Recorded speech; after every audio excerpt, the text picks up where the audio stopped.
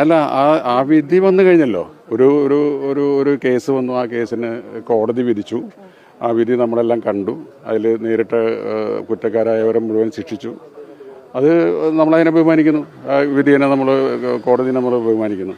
അതിനപ്പുറത്തൊന്നും അതൊന്നും നമ്മുടെ വിഷയമല്ല. അല്ല, നമുക്കിനിയും നീതി ലഭിച്ചു എന്നിപ്പോൾ ഞാൻ ശരിക്കും പറഞ്ഞാൽ കോടതിയിൽ വിശ്വസിക്കുന്ന ഒരാളാണ്. കാരണം ഒരുപാട് തെളിവുകളും സാക്ഷികളും അല്ലെങ്കിൽ രേഖകളൊക്കെ പരിശോധിച്ചിട്ടാണ് കോടതി ഒരു വിധി പറഞ്ഞിട്ടുള്ളത്. അത് തെറ്റാണെന്ന് പറയാനായിട്ട് നമ്മളല്ല. എനിക്ക് അറിയാവുന്നത് കോടതിക്ക് അപ്പുറത്ത് എനിക്കൊന്നും അറിയില്ല. അപ്പോൾ കോടതിയിൽ എനിക്ക് പൂർണ്ണ വിശ്വാസമുണ്ട്. ഇനി അതിന് എതിരഭിപ്രായമുള്ളവർക്ക് മേൽക്കോടതികളിലേക്ക് പോകാമല്ലോ. അങ്ങനെയാണ്. അതൊക്കെ വേറെ വിഷയങ്ങളല്ലേ, അതൊന്നും നമ്മളിപ്പോൾ പറയേണ്ട കാര്യങ്ങളല്ല.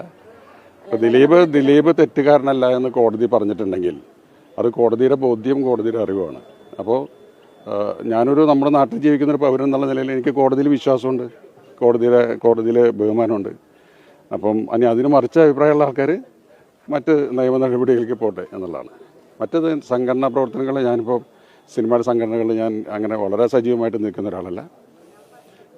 അതൊക്കെ ഇപ്പോൾ ഈ ഏറ്റവും കൂടുതൽ സംസാര വിഷയമായതുകൊണ്ട് വരുന്നതാണ്. അല്ലാതെ ഇപ്പോൾ ദിലീപ് ഫക്കയിൽ തിരിച്ചു വരുന്നു അല്ലെങ്കിൽ അമ്മയിൽ തിരിച്ചു വരുന്നു എന്നുള്ളതൊന്നും ഇപ്പോൾ പറയേണ്ട വിഷയമല്ല. That's all.